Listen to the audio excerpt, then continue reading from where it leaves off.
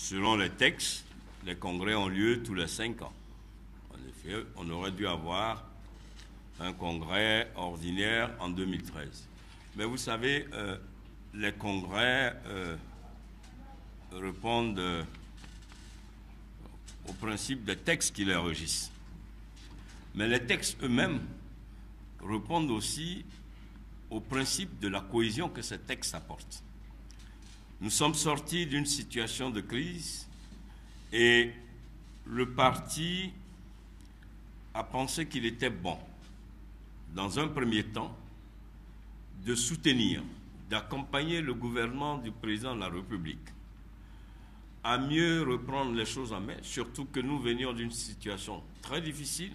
Il fallait donc aider le président et le gouvernement à obtenir la stabilité, la paix, à consolider les acquis qu'ils étaient en train d'entreprendre. Et nous avons pensé que le congrès ordinaire pouvait avoir lieu à une date ultérieure. C'est une décision, c'est une volonté du parti. Et c'est une volonté née d'une réunion du bureau politique et du comité de direction. Donc je veux dire, ce n'est pas une violation des textes que de différer en fonction d'un contexte politique, de différer un congrès. Ce n'est pas une violation des textes.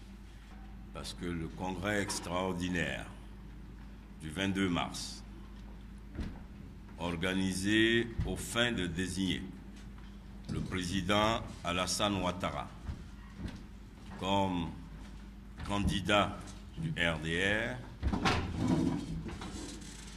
sera pour nous l'expression non seulement d'une reconnaissance des militants et sympathisants du RDR envers un homme d'exception, un homme d'État, un homme pour lequel les militants et les sympathisants et une bonne majorité des Ivoiriens ont cru en lui, un homme qui a incarné l'idéal de ce que les militants et sympathisants du RDR recherchaient. Cet homme, le président de la République Alassane Ouattara, doit donc aujourd'hui, à ce congrès, bénéficier de l'expression, de la reconnaissance de ces militants envers le président Alassane Ouattara. Ce congrès sera aussi l'occasion pour nos militants et sympathisants qui, après de longues années de combat, ont vu le président Alassane Ouattara accéder à la magistrature suprême en 2010.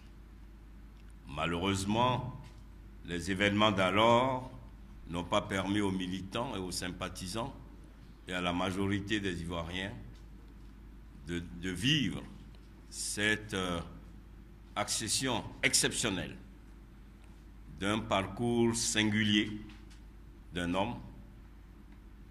Et c'est donc l'occasion pour ces militants, sympathisants et pour beaucoup d'Ivoiriens donc de manifester leur choix, de fêter donc cette victoire, laquelle fête annonce en même temps la prochaine fête qui sera donc la réélection du président Alassane Ouattara en 2015. Les enjeux de ce congrès, comme vous le savez, sont aussi pour le RDR l'occasion d'afficher la vitalité de son parti et d'être donc le porte-drapeau du programme émergent que mène le président de la République depuis 2011.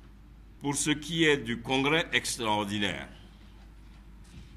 vous parliez tantôt des différentes adhésions que je voudrais saluer au passage, saluer l'adhésion actée par le congrès du PDCI. Je voudrais saluer l'UDPCI, acté aussi par un congrès. Mais je voudrais vous dire que l'enjeu de ce congrès ne se limite pas qu'au 22 mars.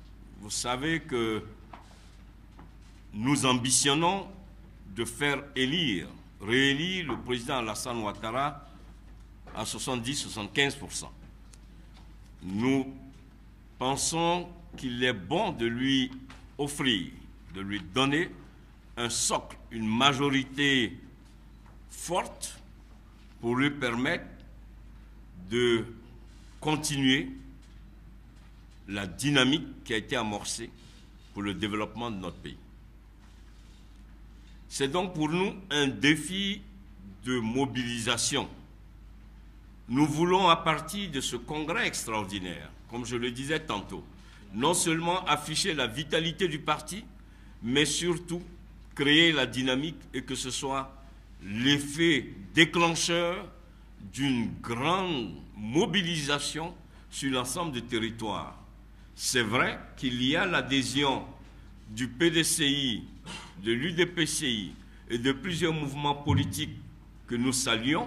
Le MFA n'ayant pas acté par un congrès, je ne les ai pas cités. Mais ceci étant, ils restent dans la famille RHDP et en tout état de cause, ils adhèrent à la candidature du président Alassane Ouattara pour le compte du RHDP.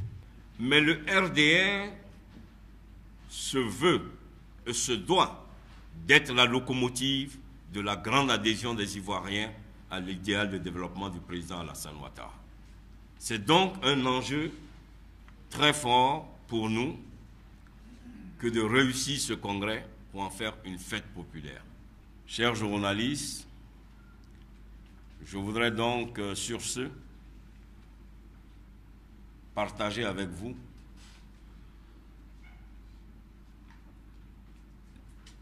les préoccupations des uns, mais surtout, à travers vous, donner la bonne information à nos militants sympathisants et à l'ensemble des Ivoiriens pour que le 22 mars soit donc un congrès extraordinaire d'une mobilisation exceptionnelle.